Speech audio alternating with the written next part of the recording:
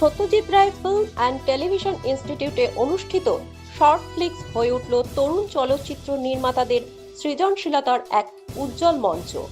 বৈচিত্র্যময় ভাবনার একাধিক শর্ট ফিল্মের মধ্যে বিশেষভাবে দর্শকদের দৃষ্টি আকর্ষণ করল শর্ট ফিল্ম আয়েশা। কি ভাবনা চিন্তা নিয়ে তৈরি করা?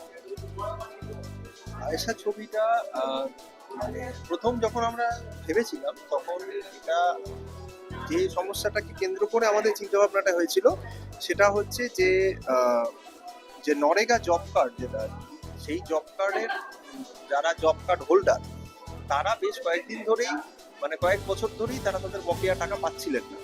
পশ্চিমবঙ্গে প্রান্তিক স্তরের যারা মহিলা এবং পুরুষ তারা কর্মী আর কি, তারা এই কার্ডের উপর ভীষণভাবে তারা ডিপেন্ডেন্ট, ঠিক আছে, তাদের দৈনন্দিন জীবনযাপনের ক্ষেত্রে বা তাদের রোজগারের ক্ষেত্রে ভীষণভাবে তারা ডিপেন্ডেন্ট।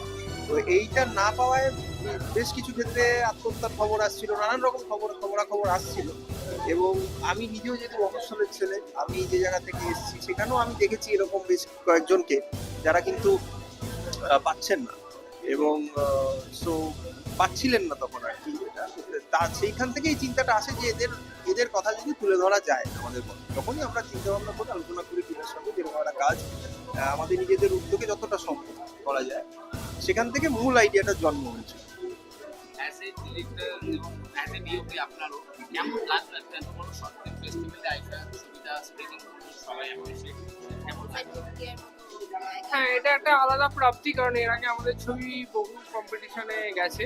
তো এসআরএফটিআইতে স্ক্রিনিং হচ্ছে, এটা একটা আলাদা প্রাপ্তি। এবং এখানে আরও যারা ফিল্ম জমা দিয়েছেন বিভিন্ন কাস্ট এন্ড ক্রু এবং তাদের টেকনিক্যাল মেম্বাররাও দেখছেন, তো তারা প্রশংসা করছেন, এটা একটা আলাদা প্রাপ্তি। তো ভবিষ্যতে আরও কয়েকটা ফিল্ম ফেস্টিভ্যাল আছে আমাদের, তো দেখা যাক।